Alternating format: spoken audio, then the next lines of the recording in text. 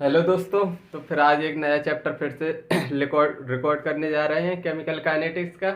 आज हम पढ़ेंगे रेट लॉ निकालना केमिकल मैकेनिज्म पे, केमिकल कॉम्प्लेक्स रिएक्शन पे। तो सबसे पहले लिखते हैं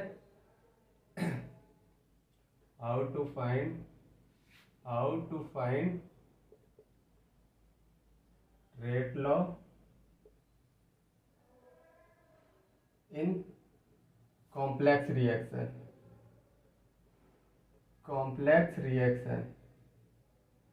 कॉम्प्लेक्स रिएक्शन में हम रेट लॉ निकालेंगे। तो उसके कुछ स्टेप लिखवा दे रहा हूं। पहला step apply law of mass action on rate determining step, on slowest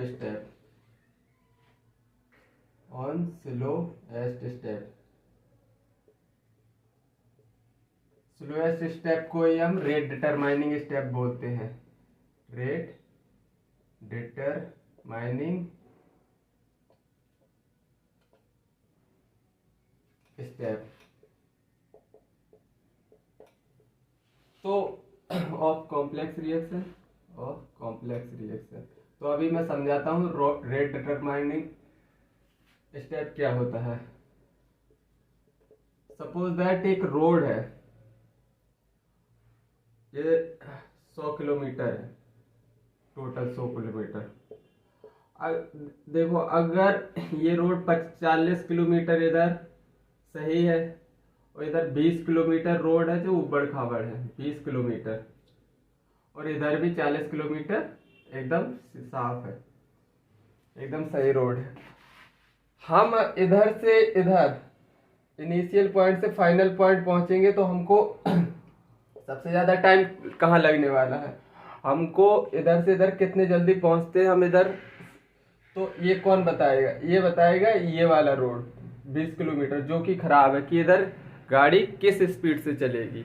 मतलब तो रेट डिटरमाइन कौन कर रहा है? मतलब ये रोड जो खराब है। तो यही स्लोएस्ट स्टेप होता है, वो रिएक्शन का रेट डिटरमाइनिंग स्टेप होता है। दूसरा ओवरऑल मॉलिक्यूलरिटी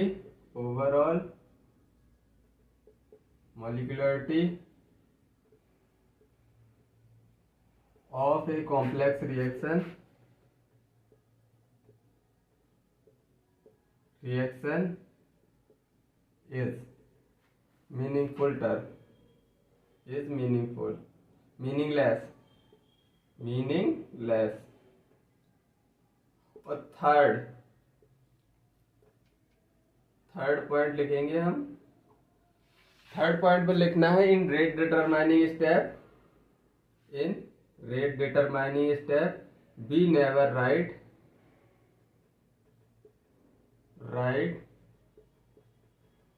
द कंसंट्रेशन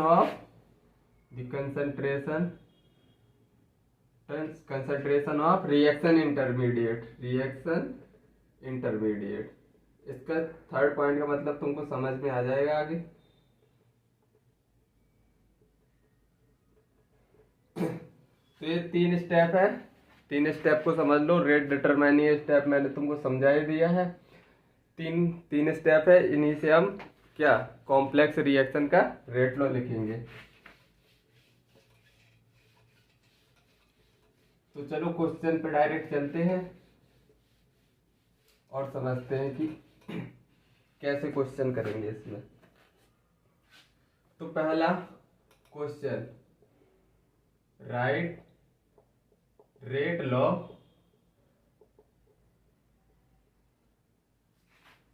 एक रिएक्शन दी है, 2NO2 gas plus 2H2 gas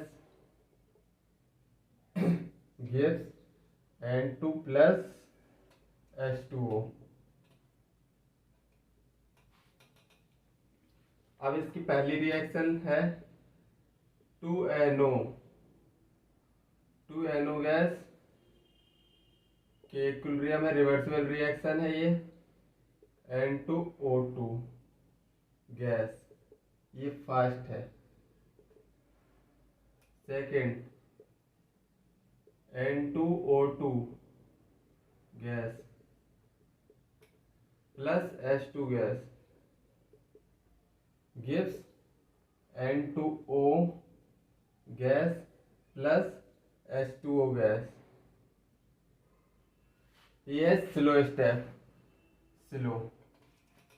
third reaction है जो N2O प्लस H2 गैस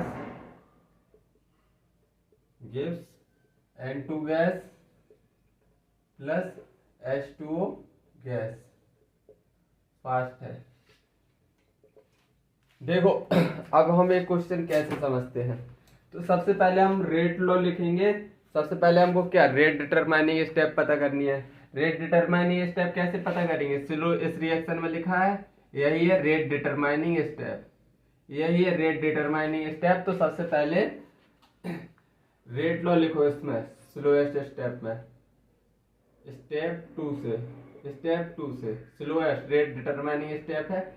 तो मतलब रेट लॉ लिखेंगे, रेट बराबर के N2O2 H2 concentration of N2O2 H2। अब देखो अपनी रिएक्शन मेन रिएक्शन है कुछ, ये पहली वाली रिएक्शन मेन रिएक्शन है जिसका रेट लॉ पूछा है, और दूसरी रिएक्शन, ये 3 रिएक्शन दी है, इसकी मदद से लिखना है हमको। तो सबसे पहले हम रेट लॉ लिखेंगे किससे, रेट डिटरमाइनिंग स्टेप से लिख दी। लेकिन देखो अब इसमें मेन रिएक्शन में N2O2 कहीं दिखाई दे रहा है, N2O2 नहीं, ये रिएक्शन इंटरमीडिएट है, ये रिएक्शन में ही बनेगा, रिएक्शन में ही खत्म हो जाएगा। मतलब कि बनेगा भी रिएक्शन में और निपटेगा भी कहाँ, रिएक्शन में। तो इसको फाइनली हमको हटाना पड़ेगा, क्योंकि रेट लॉ हम लिखने के लिए हमको NO2 की जरूरत है, हाइड्रोजन की जरूरत है। हाइड्रोजन रेट लॉ में है और NO2 NO लाना है हमको, और N2O2 रिएक्शन इंटरमीडिएट है। थर्ड पॉइंट लिखवाया था कि इसको कभी हम रेट लॉ में नहीं लिखते। थर्ड पॉइंट का यही मतलब था, रिएक्शन इंटरमीडिएट को हम नहीं लिखते, उसकी कंसंट्रेशन हम नहीं लिखते। तो अब इसको हटाने के लिए हम दूसरी रिएक्शन की मदद लेंगे। कौन सी रिएक्शन की मदद लेंगे, NO2 हटाना है N2O2, तो हम लेंगे के इक्विलिब्रियम स्टेप 1 की मदद, स्टेप 1 की। के इक्विलिब्रियम कैसे लिखते हैं हम, के इक्विलिब्रियम फाइनली हम लिखते हैं concentration of product upon concentration of reactant. ऐसे ये स्टोइचियोमेट्रिक कोएफिशिएंट पावर में चली जाती है। के इक्विलिब्रियम लिखना तुमको केमिकल इक्विलिब्रियम में सिखा दिया था। तो अब फाइनली अब हमको क्या N2O2 को हटाना है, तो हम N2O2 को क्या लिख सकते हैं, N2O2 इज इक्वल टू के इक्विलिब्रियम और NO स्क्वायर। इतना हमने कर दिया। अब बस N2O2 को इधर रख दो इस रेट लॉ में, तो अपना फाइनली आंसर आ जाएगा। अब किसको, अगर इसकी वैल्यू हम इधर रखेंगे तो के इक्विलिब्रियम NO स्क्वायर और H2 निकल आया। अब बस फाइनली दोनों के इक्विलिब्रियम है, इसको हम के डैश से लिख सकते हैं, के डैश NO स्क्वायर H2 की कंसंट्रेशन। ये हमारा निकल आया है रेट लॉ हमारा निकल आया है। अब इसमें मॉलिक्यूलरिटी बताओ,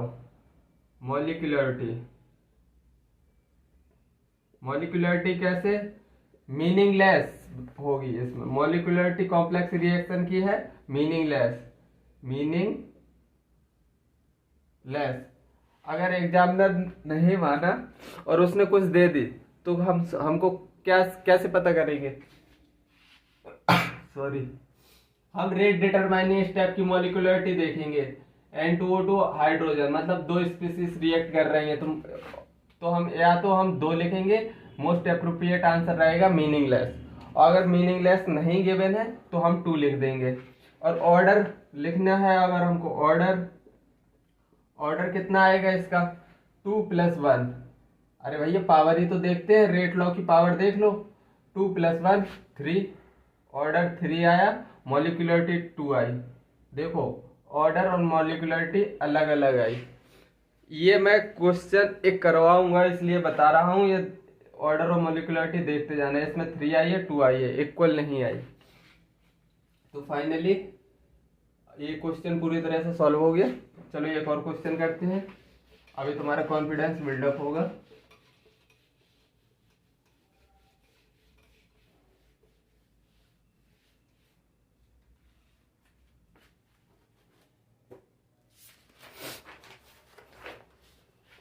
question A+2B gives C+D। Step 1 A+B के इक्विलिब्रियम AB, ये फास्ट गिवन है, फास्ट है।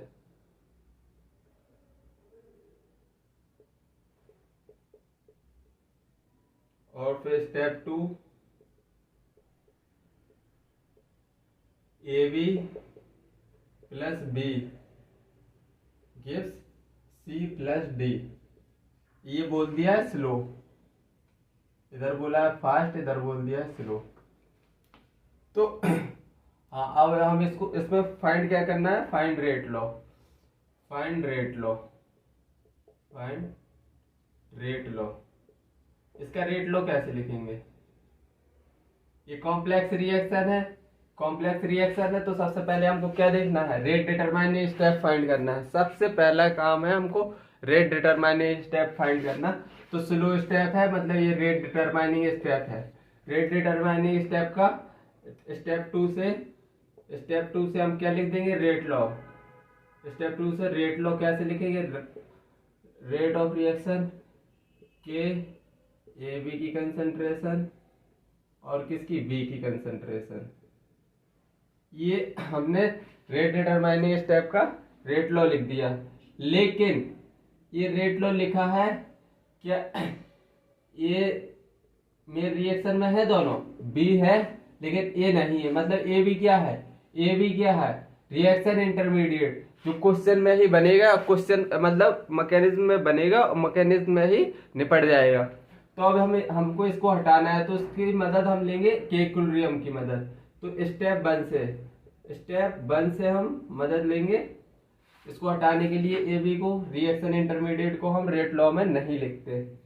तो सबसे पहले के इक्विलिब्रियम कैसे लिखते हैं, concentration of product upon concentration of reactant, लिख दिया हमने। अब हमको ए बी को हटाना है, तो ए बी को कंसंट्रेशन ऑफ ए बी कितनी आएगी, के इक्विलिब्रियम, ये ऊपर चले जाएंगे, concentration of A concentration of B, इतना हमारा हो गया। अब हम ए बी को कहाँ रख देंगे, इस रेट लॉ में रख देंगे। तो निकल के कितना आएगा, आर बराबर के, ए बी की जगह हम लिख रहे हैं K equilibrium, K equilibrium concentration of A concentration of B और कितना है कंसंट्रेशन ऑफ बी। तो हम इसको के डैश लिख सकते हैं, के डैश कंसंट्रेशन ऑफ ए और कंसंट्रेशन ऑफ बी का स्क्वायर। ये हमारा रेट लॉ निकल आया। रेट लॉ निकाल लिया हमने, फाइनल आंसर आ गया हमारा। अब हम इसमें कुछ एक्स्ट्रा देखेंगे, मीनिंग मोलिकुलरिटी देखेंगे, मोलिकुलरिटी इसमें देखो कितनी आएगी। कॉम्प्लेक्स रिएक्शन है, पहला तो हम लिख देंगे मीनिंगलेस। अगर एग्जामिनर नहीं मानता है तो हम रेट डिटरमाइनिंग स्टेप से फाइंड कर लेंगे मोलिकुलरिटी। 1 + 1 ए बी है प्लस बी है, तो हम इसको फाइंड 2 लिख देंगे, मोलिकुलरिटी 2। 2 स्पीसीज रिएक्ट कर रही है, मोलिकुलरिटी क्या होती है, वही होती है जो रिएक्ट करे, रिएक्टेंट। मोलिकुलरिटी, अब ऑर्डर क्या लिखेंगे, ऑर्डर कितना, पावर, एक्सपोनेंशियल पावर। देखो कंसंट्रेशन के ऊपर पावर इधर 1 है इधर 2 है, मतलब कि ओवरऑल ऑर्डर 3 आएगा। अब देखो तुम 2 चीज बताओ इसमें मुझे, क्या इसमें मोलिकुलरिटी और ऑर्डर सेम आ रहे हैं, नहीं आ रहे। एनसीईआरटी में एक गलत लाइन लिखी है, उसके लिए मैं तुमको अभी से बता के चल रहा हूँ कि देखते जाओ, मॉलिक्यूलरिटी ऑर्डर सेम नहीं आ रहे। चलो एक और क्वेश्चन करवाता हूँ।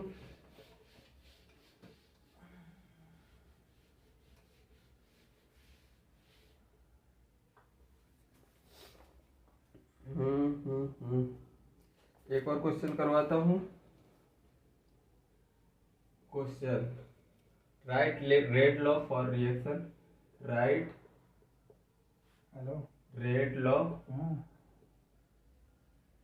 फॉर रिएक्शन 11:30 बजे तुम बोल रहे for reaction 2O2 2O3 gives 3O2 using given mechanism, using given mechanism.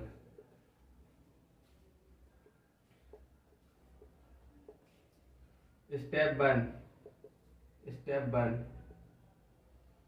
O3 के इक्विलिब्रियम दिया है, इसका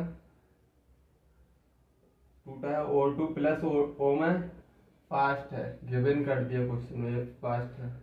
स्टेप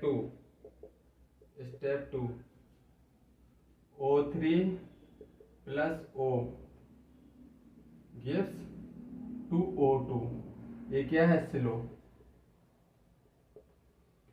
तो हमको इसका रेट लॉ लिखना है, तो सबसे पहले हम क्या ढूंढेंगे, rate determining step. Rate determining step, इसमें स्लो कहाँ लिखा है इधर, तो ये है रेट डिटरमाइनिंग स्टेप। तो रेट डिटरमाइनिंग स्टेप का रेट लॉ लिखो, KO3O।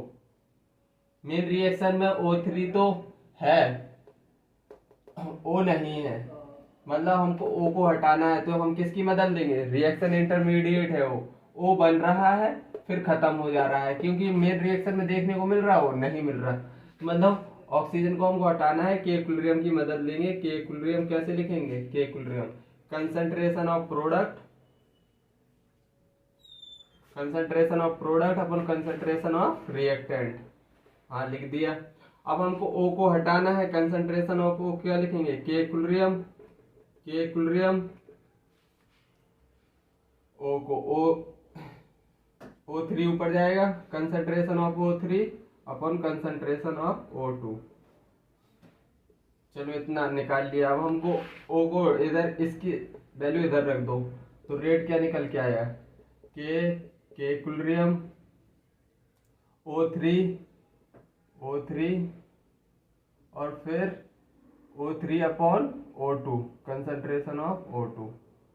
अब बस इसको सॉल्व कर लो, तो ओवरऑल K डैश बन जाएगा, K डैश और O3 स्क्वायर बन जाएगा, O3 स्क्वायर, और ये ऑक्सीजन ऊपर जाएगा तो -1 हो जाएगा, -1। अब इसमें मॉलिक्यूलरिटी बताओ, मॉलिक्यूलरिटी कितनी, क्या लिखेंगे, मीनिंगलेस। और या ना माने तो हम कहाँ से देखेंगे, रेट डिटरमाइनिंग स्टेप से, 1 1 2, मॉलिक्यूलरिटी 2 आ रही है। ऑर्डर बताओ, ऑर्डर एक्सपोनेंशियल पावर देख लो, तो 2 - 1 कितना निकल के आया, 1, ऑर्डर 1 है। तो इसमें भी देख लो, ऑर्डर इधर मॉलिक्यूलरिटी 2 है और ऑर्डर 1 आ रहा है, मतलब कि ऑर्डर और मीनिंग मॉलिक्यूलरिटी अलग अलग आ रही हैं। चलो अब एक और क्वेश्चन करते हैं।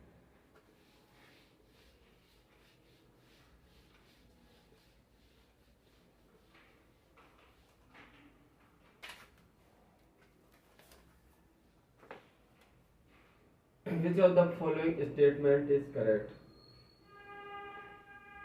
Correct statement.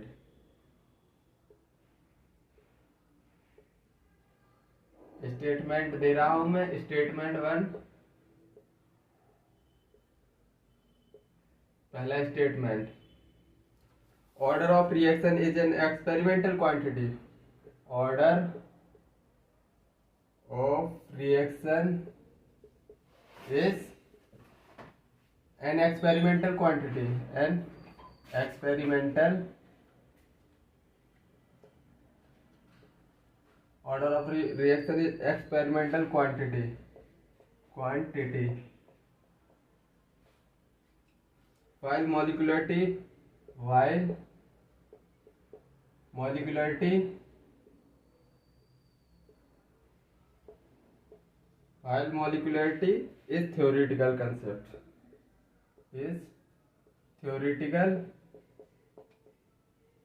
concept। दूसरा स्टेटमेंट 2 है,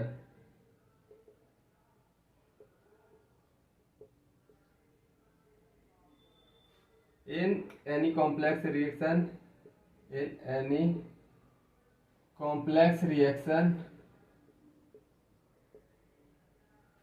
order is always equal to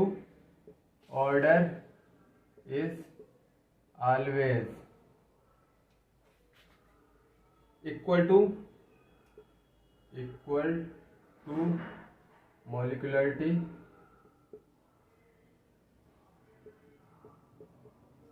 in rate determining step।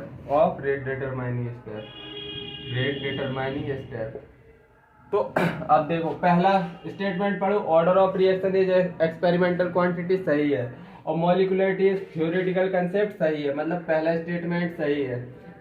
और दूसरा any complex reaction order is always equal to molecularity of rate determining step. नहीं, मैं बार बार तुमको तीनों क्वेश्चन में करवा के बताया हूँ। और जबकि ए स्टेटमेंट एनसीईआरटी में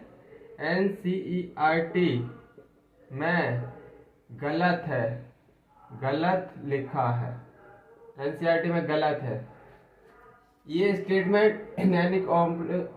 स्टेटमेंट गलत है, जबकि एनसीईआरटी बोलती है ये स्टेटमेंट लिख के बोलती है ऐसा होता है, लेकिन एनसीईआरटी में गलत है।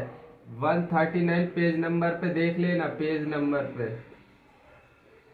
और बता देना दुनिया वालों को कि एनसीईआरटी इधर गलत है 139 पे, क्योंकि उसने लिख दिया कॉम्प्लेक्स रिएक्शन में ऑर्डर और मॉलिक्यूलरिटी बराबर होती है। अभी हम 3 क्वेश्चन करके आए हैं, और मैं तुमको हर क्वेश्चन में इसलिए बता रहा था ताकि तुमको मतलब पता चले कि मतलब एनसीईआरटी में भी गलत लिखा है, बिल्कुल लिखा है।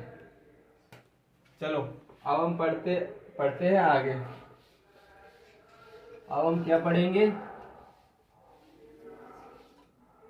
इंटीग्रेटेड रेट लॉ पढ़ेंगे। Integrated rate law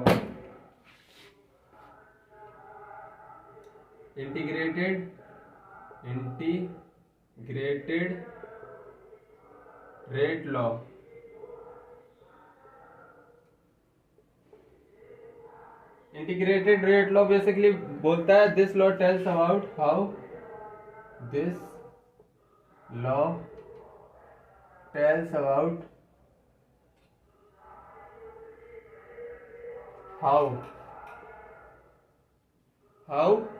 reaction varies with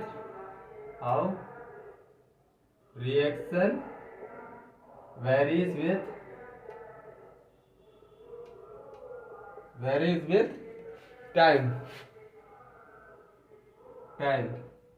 integrated rate law है।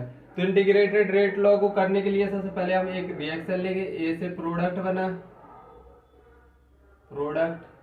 nth ऑर्डर की रिएक्शन है, nth ऑर्डर की रिएक्शन है। तो सबसे पहले हम रेट लॉ लिखेंगे। रेट लॉ कैसे लिखेंगे, रेट लॉ कैसे लिखेंगे, R इज इक्वल टू के ए की पावर n, ऐसे ही तो लिखते हैं रेट लॉ।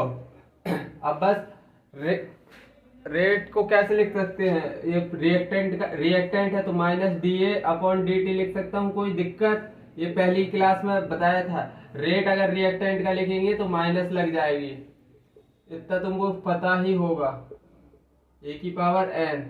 अब इसको हम थोड़ी रीअरेंज करेंगे, -dA/A की पावर n, तो बनेगा kdt। अब हम इसको इंटीग्रेट करेंगे, दोनों साइड इंटीग्रेट कर रहे हैं हम, दोनों साइड इंटीग्रेटिंग बोथ साइड। अगर हम इसको इंटीग्रेट करेंगे तो इनिशियली टाइम बराबर 0 पे ए की कंसंट्रेशन थी ए नॉट, और टाइम बराबर टी पे कंसंट्रेशन हो गई है ए टी।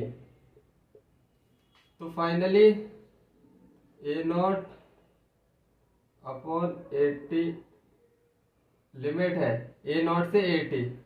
तो फाइनली हम इसको के कांस्टेंट है तो के कांस्टेंट को हम बाहर फेंक देंगे। सबसे पहले डी ए की पावर माइनस एन लिख सकता हूं, ये ऊपर गया डी ए, और फिर के कांस्टेंट है, के को बाहर निकालो इंटीग्रेशन से, के बाहर निकला है, माइनस साइन इधर है तो क्या मैं इधर भी साइन लगा सकता हूँ? बिल्कुल लगा सकता हूँ। और फिर इंटीग्रेटिंग डी टी टाइम बराबर 0 से टाइम बराबर टी पे। ये हमारा निकल के आ गया इंटीग्रेटेड रेट लॉ। ये हमारा क्या निकल के आ गया? Integrated rate law. ये है हमारा integrated rate law, general form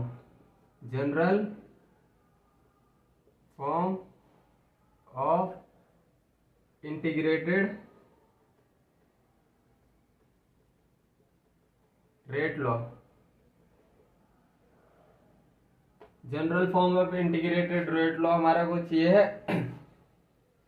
और एन क्या बता रहा है इसमें? अब देखो इसको मतलब समझो। एन क्या है? N order of reaction. N order of reaction है, मतलब एन वेरिएबल है इसमें।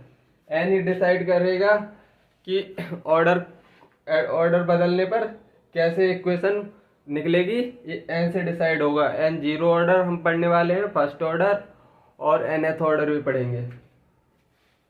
तो चलो अब हम आगे की तरफ बढ़ते हैं, तो जीरो ऑर्डर की तरफ बढ़ते हैं। अब हम पढ़ेंगे जीरो ऑर्डर रिएक्शन। क्या पढ़ने वाले हैं? Zero order reaction. तो पहला है zero order reaction. Zero order reaction,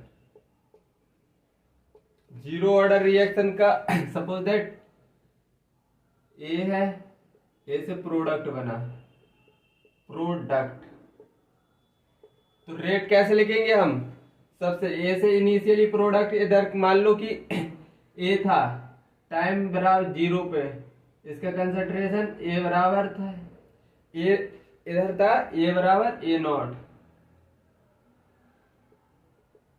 after time T, time बराबर टी पे, तो कुछ कंसंट्रेशन कम हुई होगी ए माइनस एक्स, तो इसको बोलेंगे हम ए टी, और इधर प्रोडक्ट एक्स बना होगा। इतना समझ आया? इनिशियली कंसंट्रेशन होगी रिएक्टेंट की कुछ है ए, तो उसको हम बोल दिया ए नॉट। अगर ए में से एक्स चला गया, थोड़ी देर बाद रिएक्शन होगी तो रिएक्टेंट कन्वर्ट होगा प्रोडक्ट में, तो माइनस एक्स, तो बचा ए टी। उसको हमने ए माइनस एक्स को हमने बोल दिया ए टी, तो प्रोडक्ट बना ए। अब हम रेट लिखेंगे, सबसे पहले रेट लॉ लिखेंगे। Rate law, rate law, rate law कैसे लिखेंगे? आर बराबर के, ए की पावर कितनी आएगी इधर? 0, और किसी की पावर 0 है तो मतलब कांस्टेंट होता है, मतलब के ये कांस्टेंट हो गया, कांस्टेंट, रेट कांस्टेंट हो गई है। अब फाइनली रेट को हम क्या लिख सकते हैं? Minus D A upon D T. हमने ये पहली क्लास में ही सीख लिया था। रेट को और रिएक्टेंट के लिए हम minus D A by D T लिखते हैं, और ये इक्वल टू के। अब इसको थोड़ी रीअरेंज करेंगे, डी टी को इधर इधर भेजेंगे, तो डी ए बराबर के डी टी। अब हम इसमें क्या कलाकारी करेंगे? अब हम बुलाएंगे नागराज को, मतलब कि इंटीग्रेशन करेंगे। तो इंटीग्रेट करेंगे तो डी ए के डी टी, जैसे ही इंटीग्रेट करेंगे टाइम बराबर 0 से टाइम बराबर टी पे। इनिशियली कंसंट्रेशन कितनी थी? ए नॉट। कुछ टाइम बाद कितनी हो गई है concentration? A T, a limit लगा दी हमने। अब फर्दर इसको सॉल्व करेंगे तो कितना आएगा? तो फर्दर सॉल्व कर रहे हैं इधर, ए नॉट 8 लिमिट लगा दो, इसको दोबारा लिख रहा हूं ए नॉट डी ए। ये कांस्टेंट है कि बाहर निकाल दो, के को बाहर निकाल दो और माइनस, ये माइनस था इधर तो इधर माइनस चला जाएगा, इसका माइनस इधर चला जाएगा, चाहे उधर ही रहने दो, कुछ भी कर लो, ये माइनस अभी इधर साइन रहने देना। तो के कांस्टेंट है, डी टी को अंदर ही रहने दो, टाइम रहा है 0 से t। अब देखो अगर मैं एक बता रहा हूं डी एक्स का इंटीग्रेशन क्या लिखते हो तुम, x लिखते हो या नहीं, इतनी बात तुमको पता है, डी एक्स का इंटीग्रेशन x होता है, बिल्कुल बिल्कुल पता होना चाहिए। तो क्या मैं लिख सकता हूं डी का इंटीग्रेशन a और लिमिट लगा दो ए नॉट से ए टी की, लिमिट लगा दे, is equal to D T का इंटीग्रेशन क्या होगा टी, टी 0 से लिमिट कहाँ तक टी तक। अब बस फाइनली क्या लिखेंगे, final minus initial A T minus A naught is equal to कितना आया के टी। ये हमारी आ गई है एक इक्वेशन, इसको याद रख लेना, ये इक्वेशन काम की है, ये सिंपली याद रख लेना A T is equal to K T plus A naught. एक इक्वेशन मतलब दो में से एक कोई एक इक्वेशन तुमको याद कर लेनी है जो काम की है। अब फाइनली हम क्या है, क्या लिखेंगे, ए टी क्या है, एक्स की टर्म में देख लो, एक्स की टर्म में ए टी कितना है ए माइनस एक्स, व ए माइनस एक्स, और के टी तो के टी रहेगा, और ए नॉट की ए की टर्म में लिखेंगे तो ए है। अब फाइनली ए से ए कट जाएगा क्योंकि इस साइड जाएगा, तो एक्स बराबर कितना निकल के आ गया, एक्स बराबर माइनस के टी,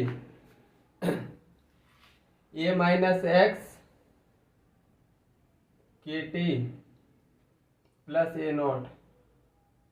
हाँ, एक्स बराबर माइनस के टी निकल के आ गया। इसमें थोड़ी एरर है, A T A minus x A naught minus K T, minus K T होना चाहिए भाई, माइनस लगा है, हाँ यार भाई माइनस लगा है इधर, ये माइनस इधर जाएगा तो माइनस के टी हो जाएगा, sorry sorry sorry.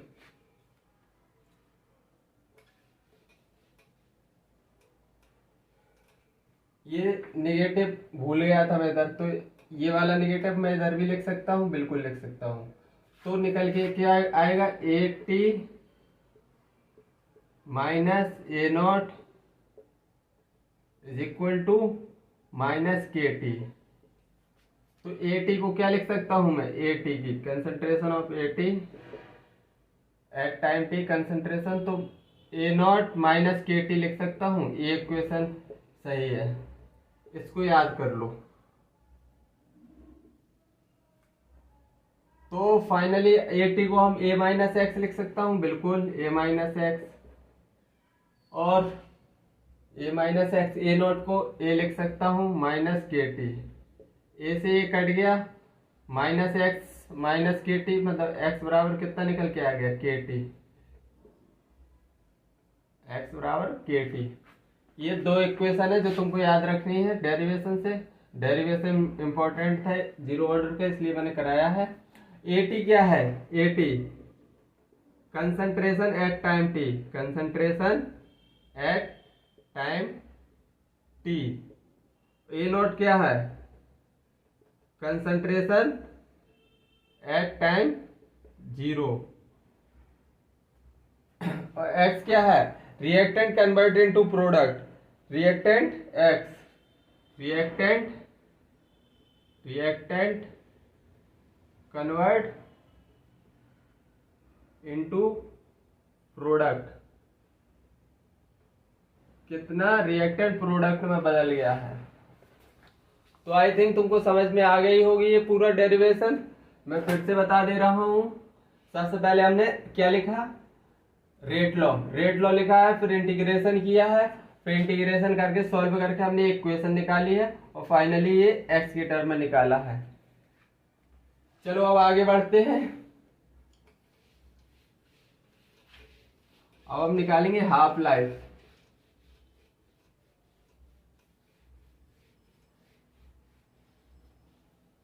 Half life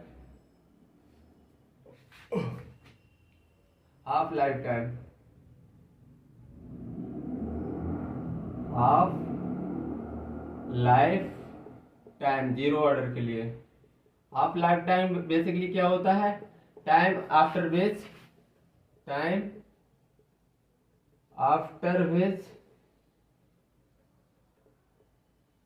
half of the reactant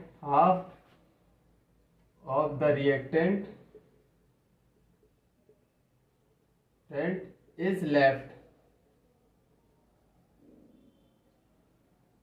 आधा रिएक्टेंट बचा हो, left. Time after which half of the reactant is left. तो कैसे निकालेंगे? सबसे पहले हम 80 क्या पढ़ा था ये इक्वेशन, 80 बराबर A naught minus K T, ये हमने पढ़ा था। और टी हाफ पे कंसंट्रेशन ऑफ एटी कितनी हो जाएगी? एटी की कंसंट्रेशन कितनी हो जाएगी? A naught by two. तो हम इसको एटी को हम A naught at time T half पे एटी की कंसंट्रेशन कितनी हो गई? ए नॉट बाई टू बराबर A naught minus K T half. अब इधर टी हाफ लिखेंगे क्योंकि हाफ लाइफ टाइम फाइंड कर रहे हैं हम। अब के टी निकल के कितना आएगा? माइनस के टी हाफ कितना निकल के आएगा? Minus A naught by to. ये साइड जाएगा, माइनस माइनस कट गए, तो टी हाफ कितना निकल के आएगा? T half A not upon two के। ये फॉर्मूला है हाफ लाइफ का, बिल्कुल डिट्टो ऐसे ही याद कर लो इसको, ए नॉट बाई टू के। डायरेक्ट याद कर लो, डायरेक्ट। और चलो फुल टाइम ऑफ कंप्लीशन और पढ़ लो।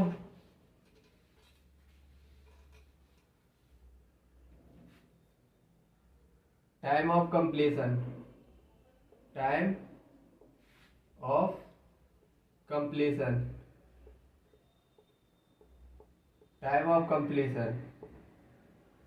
तो सबसे पहले time after which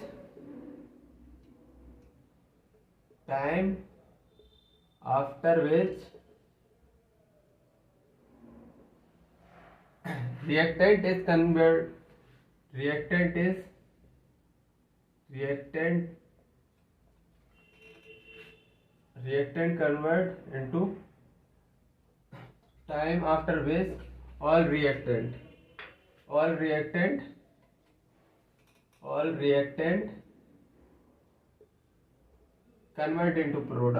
convert into product। मतलब ये एक ऐसा टाइम है जब एट टाइम टी हंड्रेड में क्या होगा? एटी कितना बचेगा? जीरो। एटी जीरो बचेगा तो इक्वेशन लिखेंगे एटी। इक्वेशन क्या पढ़ी थी हमने, अभी ड्राइव किया था, एटी बराबर A naught minus K T.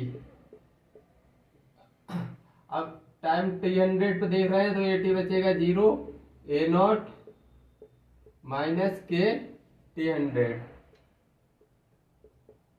तो टी हंड्रेड कितना निकलेगा? ये माइनस इधर जाएगा, ए नॉट माइनस से माइनस कट जाएगा, डायरेक्ट लिख रहा हूं अपॉन के, ए नॉट अपॉन के। ये हो गया टी हंड्रेड का फॉर्मूला, टाइम ऑफ कंप्लीशन का फॉर्मूला। आई थिंक तुमको इतना समझ में आया होगा। चलो अब थोड़े ग्राफ की तरफ बढ़ते हैं।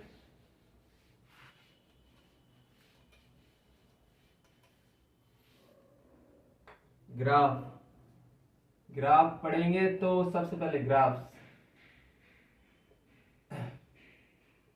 ग्राफ सबसे पहला ग्राफ बना रहे हैं हम किसका, कंसंट्रेशन रेट वर्सेस कंसंट्रेशन का,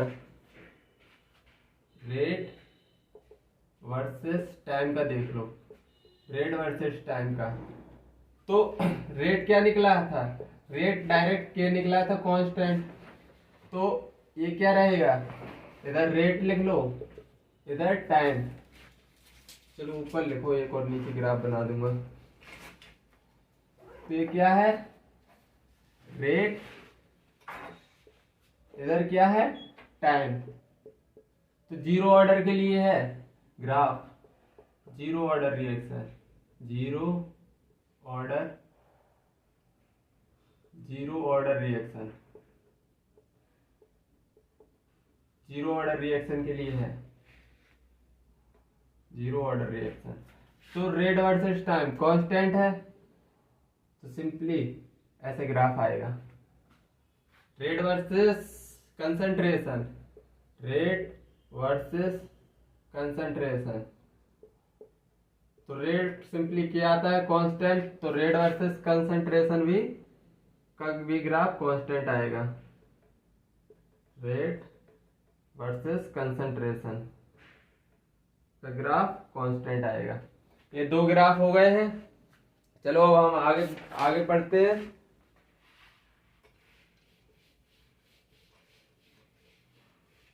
अब हम किसका ग्राफ ले लेंगे, तो अब हम लेंगे ए टी और टी का, थर्ड ग्राफ ए टी और टी का वर्सेस वर्सेस टी का। तो सबसे पहले हम इक्वेशन लिखेंगे, ए टी बराबर A naught minus K T. यही तो हमने अभी एक्सप्रेशन ड्राइव किया था और यही मैंने इक्वेशन बोली थी, याद कर लेना, क्योंकि ये ग्राफ में भी यूज होगी और भयंकर रूप से ये न्यूमेरिकल्स में भी यूज होने वाली है। तो y बराबर एम एक्स सी आ रहा है या नहीं, आ रहा है। तो चलो ग्राफ बनाते हैं। अगर टाइम जीरो पे, इधर इधर क्या लिखेंगे, ए टी, और इधर time, A T versus time का बना रहे हैं।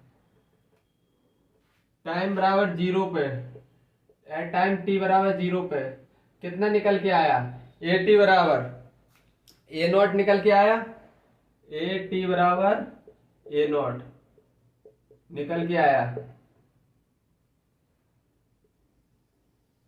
टाइम जीरो पर ए नॉट ए टी निकल के आया, मतलब टाइम बराबर जीरो पे कुछ ए नॉट निकल के आया इधर, ए नॉट, और टाइम बराबर ए नॉट बाई के पे, 100 पे ए नॉट बाई के होता है, ए नॉट बाई के रखो, ए नॉट बाई के रखोगे, टाइम बराबर ए नॉट बाई के रखोगे तो के से के कट जाएगा, ए नॉट से ए नॉट कट जाएगा, ए नॉट से ए नॉट कट जाएगा, तो ए टी क्या निकलेगा, जीरो, पहला।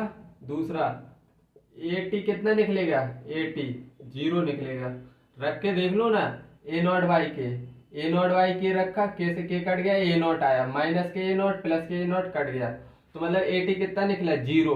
तो मतलब इधर कुछ पॉइंट पे ए नॉट बाई के होगा, टाइम बराबर ए नॉट बाई के। तो इसका ग्राफ कुछ कैसे बनेगा,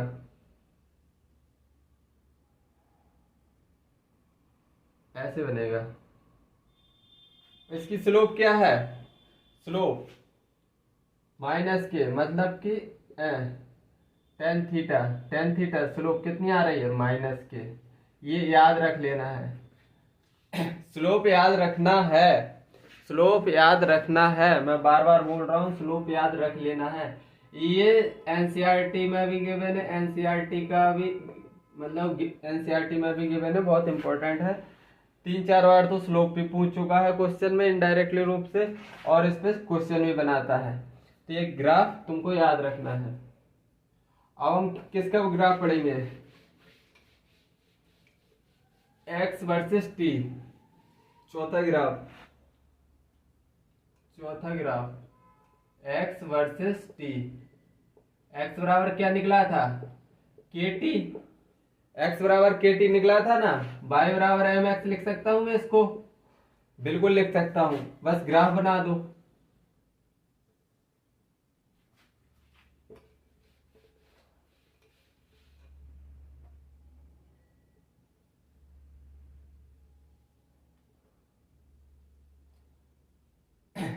ग्राफ एक्स वर्सेस टी का पूछा है टाइम, तो इसके ग्राफ कुछ कैसे बनेगा, y बराबर एम एक्स ऐसे बनेगा इसके ग्राफ। और फाइनली स्लोप कितनी निकल के आएगी, स्लोप tan थीटा कितनी है, के। ये स्लोप निकाल लिया हमने, x वर्सेस टाइम का था। अब चलो टी हाफ का बना लेते हैं, टी हाफ और किसका, ए नॉट का, टी हाफ और ए नॉट का। तीसरा ग्राफ टी हाफ, ये भी बहुत इंपॉर्टेंट है एनसीईआरटी में, T half versus A not, इसके ग्राफ पढ़ेंगे अब हम। तो टी हाफ का फॉर्मूला क्या पढ़ा था हमने, टी हाफ का ए नॉट बाई 2 के पढ़ा था या नहीं, ए नॉट बाई 2 के पढ़ा था या नहीं। वाई बराबर एम एक्स लिख सकता हूं, इसको एम एक्स लिख सकता हूं बिल्कुल। अब इसका ग्राफ कैसे बनेगा, T half versus A not, T half versus A not. अब देखो इसका ग्राफ कैसे बनेगा, सीधा ऐसे जाएगा और स्लोप कितनी है, थीटा, टेन थीटा कितना आ रहा है, टेन थीटा। ए नॉट तो है A1/2 के, ये भी याद रख लेना, इसकी स्लोप याद रख लेना, इसकी स्लोप याद रख लेना, इसकी स्लोप याद रख लेना। एनसीईआरटी में ये भी गिवन है, निकालना आना चाहिए फॉर्मूला अगर तुमको पता है। वाई बराबर एम एक्स सीधा ग्राफ है। अब इतना भी फिजिक्स में नहीं सीखा तो फिर कुछ गड़बड़ है, इतनी फिजिक्स आनी चाहिए कि ग्राफ कैसे प्लॉट कर रहे हैं हम, वगैरह वगैरह।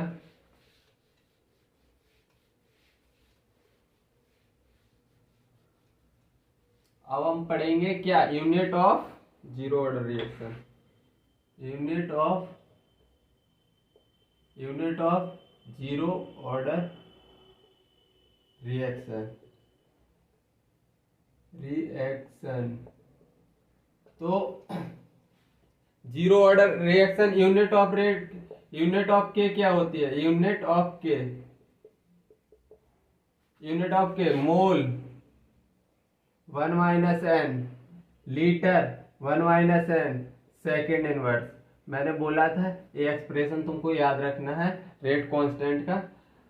तो अब हम unit of zero order reaction find कैसे करेंगे, इस रेट कांस्टेंट की मदद से। तो इधर हम जीरो रख देंगे, मोल 1, लीटर 1 आया, लीटर n-1 है,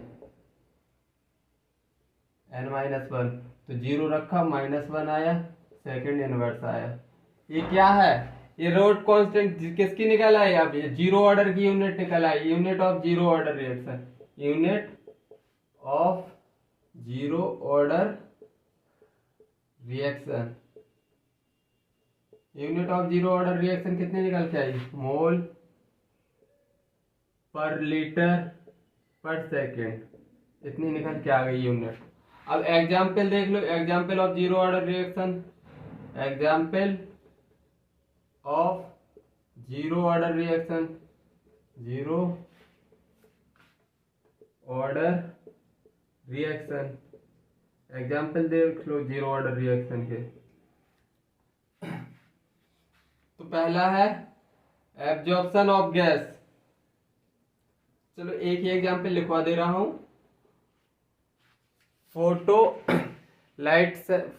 सेंसिटिव रिएक्शन लिख लो, और या फिर फोटो केमिकल रिएक्शन, क्या लिखोगे पहला, photo chemical reaction. Photo chemical reaction क्या होती है, अब एक एग्जाम्पल और लिखवाता, लेकिन वो चैप्टर डिलीट हो गया है अपने एनसीईआरटी से, नहीं तो उसका एग्जाम्पल लिखवा देता। हाइड्रोजन प्लस क्लोरीन अगर उसको हीट दी तो 2HCl।